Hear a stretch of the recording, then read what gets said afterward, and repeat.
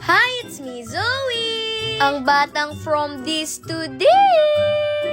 Opo, gabing-gabi na nga at nag-crave pa kami ni Mami!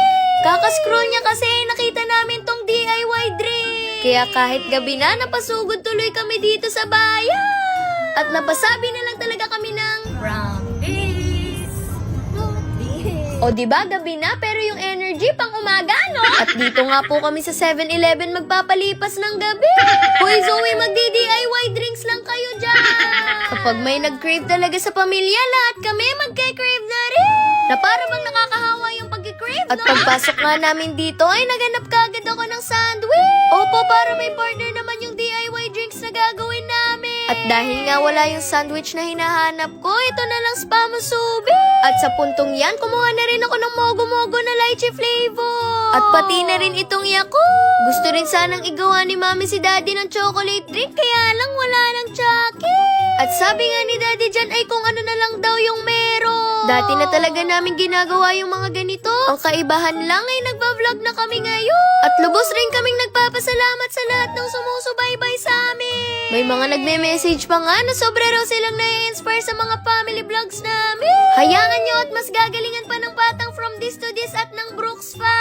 At sa puntong to ay nagumpisa na si Mami dyan na magtimpla ng DIY drink. Opo, at ang una niya ngang nilagay dyan ay yung Yakult. At pagkatapos ay sinalin niya na rin yung mogo-mogo. Na-excite nga kami dyan kasi ngayon lang namin to matitikman. At nag-cheers pa talaga kami ni Mami, no? At nang ininom na nga namin ay masasabi kong masarap naman yung lasa niya. At nagustuhan din siya ng kapatid kong si Zayo. Opo, at saka pati na rin si Daddy.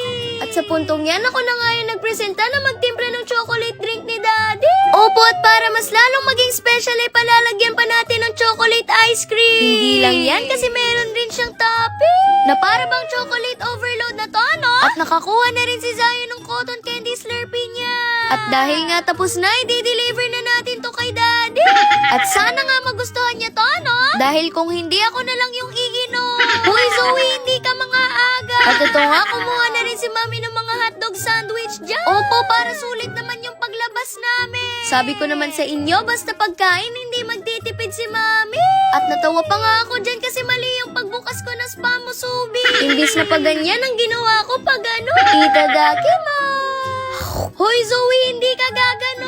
At pati yung kapatid kong si Zion, enjoy na enjoy sa hotdog sandwich. At wag po kayong mag-alala kasi minsan lang naman kami kumakain ng ganito, no? At dahil nga nag-dinner na naman kami kanina, ito na yung magiging midnight snack namin. Kung hindi sana kami nag-scroll ni Mami, wala naman talaga kami dito. Hoy Zoe, wag na magreklamo, ginusto mo rin yan. And shoutout rin po pala sa mga nagpa-picture sa akin. At naaawa nga ako kay Bunso dyan kasi hindi siya nakakain ng ayos. Ayun lang. Bye! Thank you sa pag-support sa akin. Ayun lang. Bye! Thank you po.